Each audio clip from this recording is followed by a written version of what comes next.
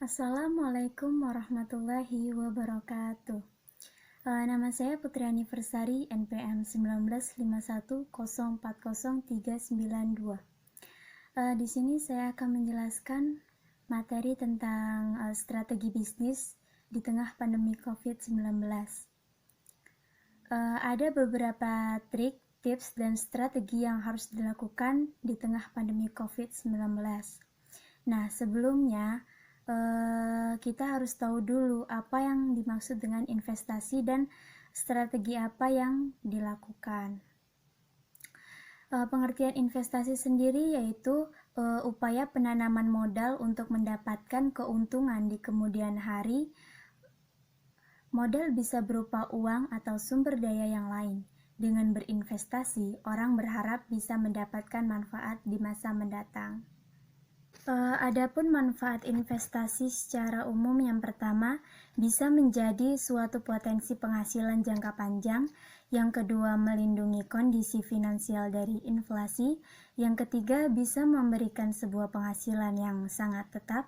Yang keempat, dapat menyesuaikan dengan suatu perubahan pada kebutuhan. Yang kelima, dapat berinvestasi sesuai dengan suatu keadaan pada keuangan Anda.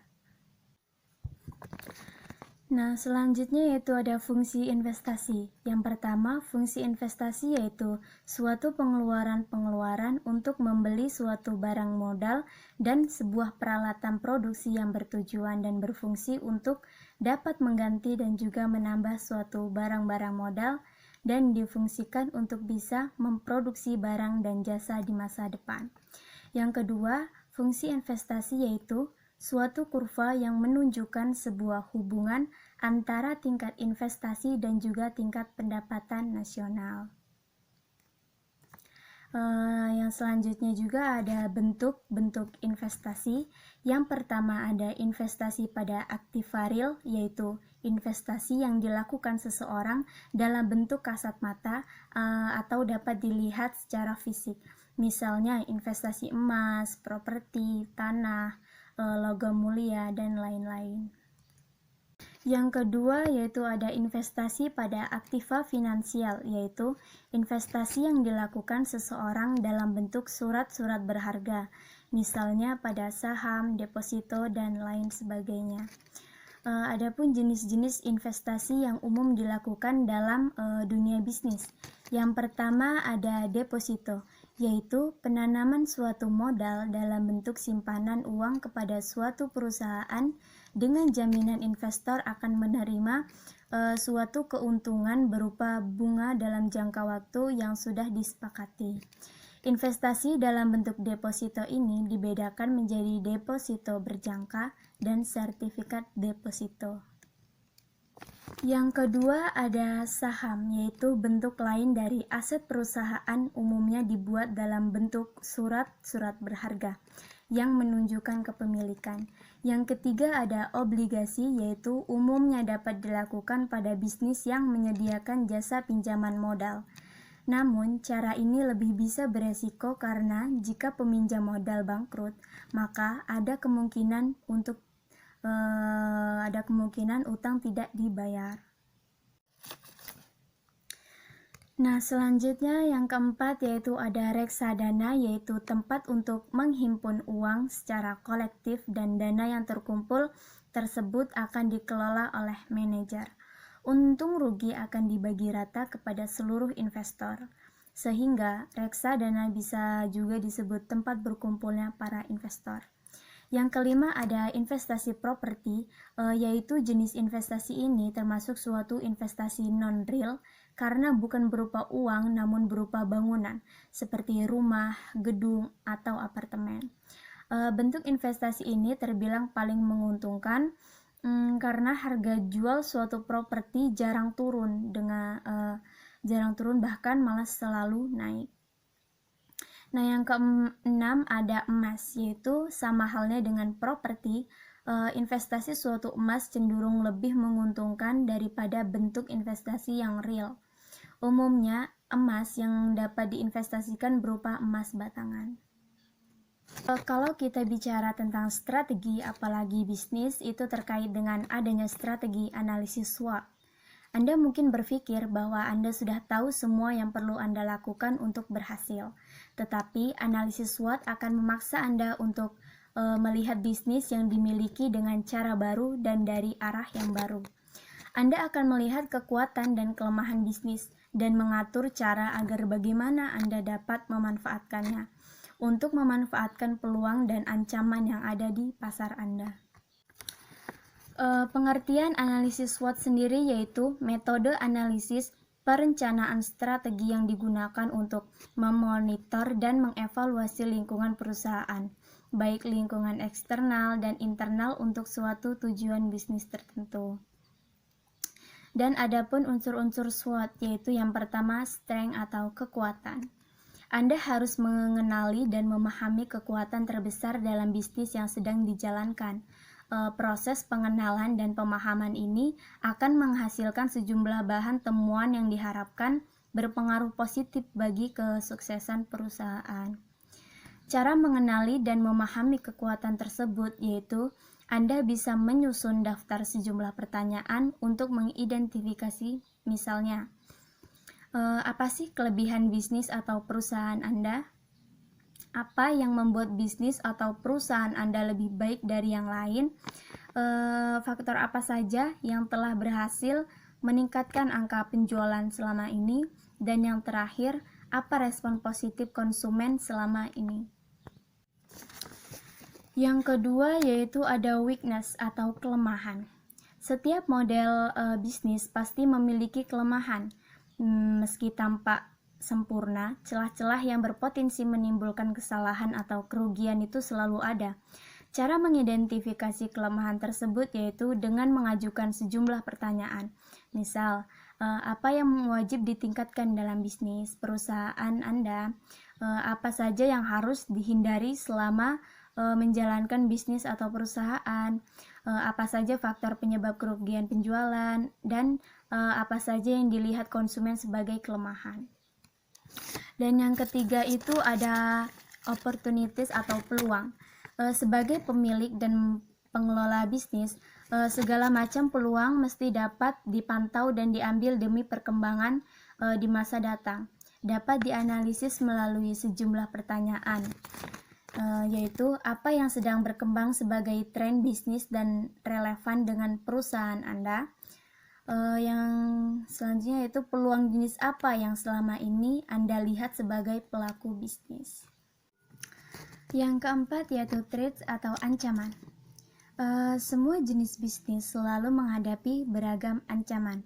Jika dibiarkan begitu saja, akan menumbangkan perusahaan.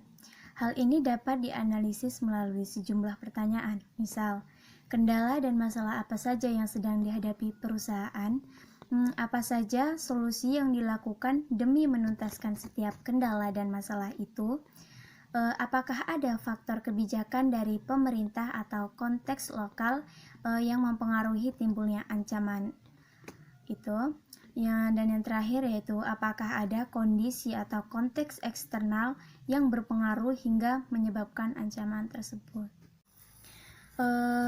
Pandemi COVID-19 yang telah melanda dunia sejak awal 2020 telah memberikan dampak yang cukup besar bagi perekonomian Indonesia, khususnya bagi UMKM. Untuk meminimalisir kerugian yang terjadi, ada beberapa strategi agar bisnis Anda tetap berjalan dengan baik selama wabah COVID-19.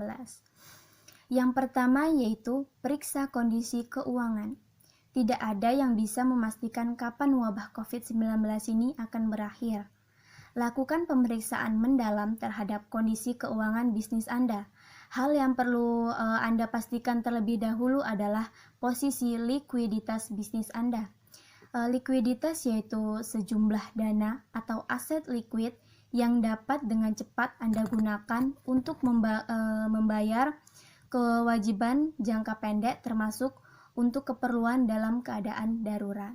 Anda harus memastikan seberapa besar likuiditas yang Anda miliki dan seberapa lama likuiditas tersebut dapat menghidupi bisnis Anda. Yang kedua yaitu periksa status aset dan hutang. Buatlah rincian yang mencakup jumlah aset dan jumlah hutang Anda.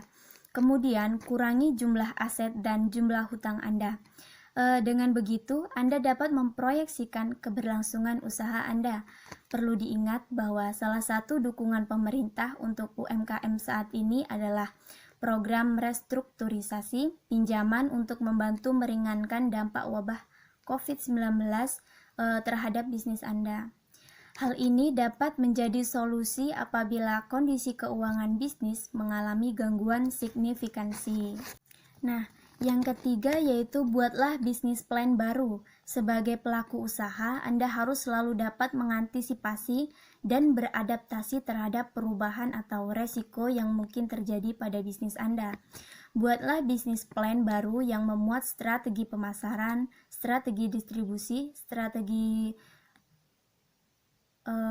sistem permodalan, dan pola pengeluaran. Dengan begitu, Anda dapat meningkatkan kemampuan usaha Anda untuk bertahan saat kondisi keuangan sulit.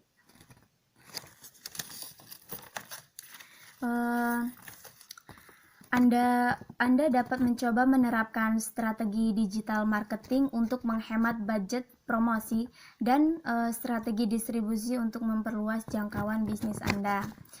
Yang keempat ada catat pola pengeluaran.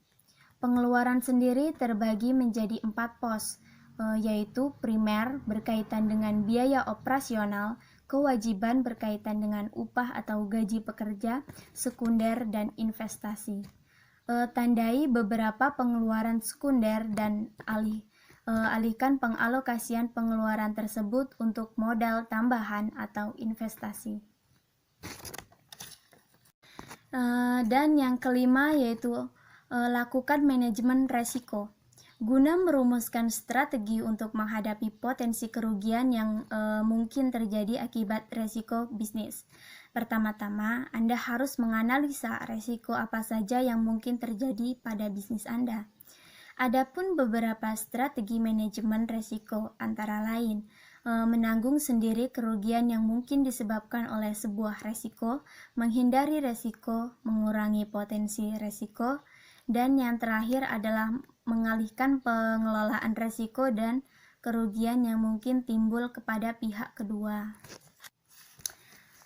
Senada dengan hal tersebut, menurut pendapat Musi Samosir, dalam kondisi tidak biasa seperti ini, lakukan review atas kondisi kegiatan bisnis Anda, dan apabila diperlukan, lakukan perubahan untuk beradaptasi dengan kondisi lingkungan, termasuk dengan meminimalisasi pengeluaran. Selain itu, agar semakin aman dan tenang, periksa kembali perlindungan asuransi aset-aset berharga termasuk tempat usaha Anda. Dengan mengasurasikan aset-aset berharga Anda dapat memitigasi potensi kerugian yang mungkin muncul jika terjadi suatu hal yang tidak diinginkan. Itu saja materi tentang strategi bisnis di tengah pandemi COVID-19 yang bisa dapat saya sampaikan. Kurang lebihnya saya mohon maaf. Terima kasih. Wassalamualaikum warahmatullahi wabarakatuh.